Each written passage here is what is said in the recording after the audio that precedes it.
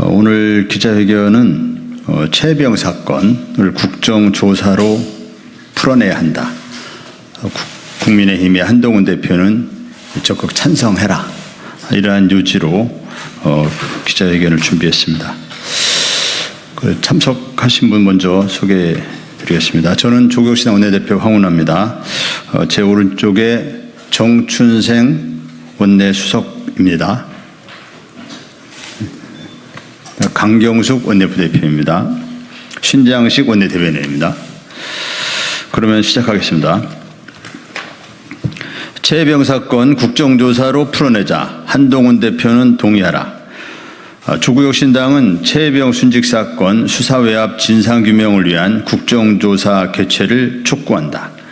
최혜병 순직 사건 진상규명을 위한 특검법이 대통령의 우현적 거부권 행사와 국민의힘의 재의결 부결 투표로 인해 2번이나 폐기됐다.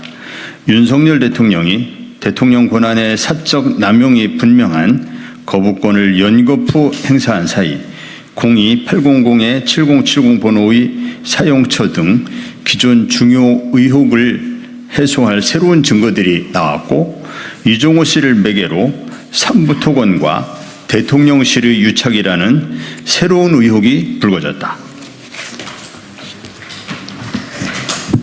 같은 기간 경찰이 최혜병 순직 사건의 핵심 인물인 임성근 사단장을 무혐의 처분하고 해병대 수사단에 대한 외압을 수사하는 공수처의 담당 검사가 과거 이종호 씨의 변호인으로 밝혀지는 일도 있었다. 대통령이 특검 방탄에 더해 경찰과 공수처 또한 진상규명을 막는 방탄기관이라는 혐의를 지우기 어렵게 됐다. 특검이 계속 거부되고 수사기관들이 사건을 은폐하는 사이 핵심 의혹을 풀 실마리가 나타나고 새로운 중대 의혹이 나타났다. 최혜병 순직 사건을 놓고 진상규명을 요구하는 시민들과 이를 기어코 막으려는 권력의 싸움은 교착 상태가 아니라 계속 새로운 사건을 파생 중이다.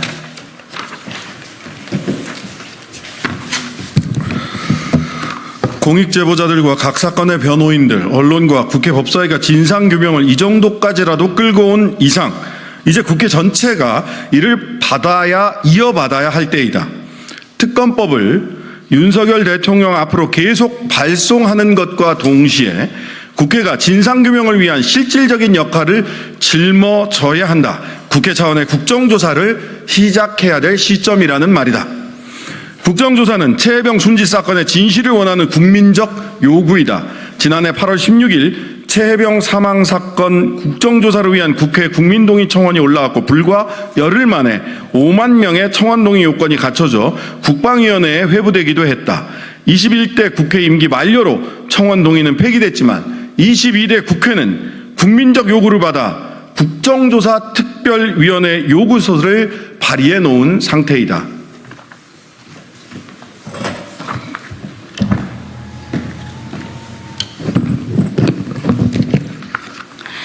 최혜병 사건 국정조사는 국회가 국회 고유의 권능으로 사건의 진실을 밝히는 최선이자 최고의 방법이다.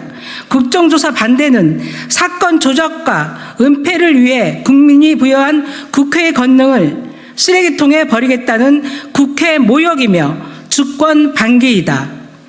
국민의 국회의원이라면 최혜병 국정조사는 반대할 명분이 없다. 조국혁신당은 국민의힘 한동훈 대표에게 최혜병 순직 사건 및 수사 외압 진상규명을 위한 국정조사 요구에 당을 대표하여 동의할 것을 촉구한다. 한 대표가 강조하는 국민의 눈높이에 맞는 정치는 멀리 있지 않다. 최혜병 사건 진상규명을 위해 국회가 국회 일을 하는데 국민의힘을 동참시키는 것이 바로 국민의 눈높이에 맞도록 당을 운영하는 것이다.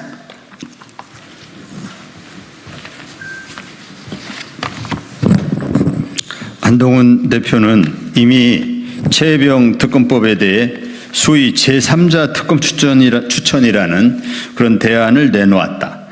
한동훈 대표가 용산의 여의도 출장 소장이 아니라면 국민의 목소리를 귀담아 듣는 정당 대표라면 이 요구안 통과에 앞장서야 함이 마땅하다.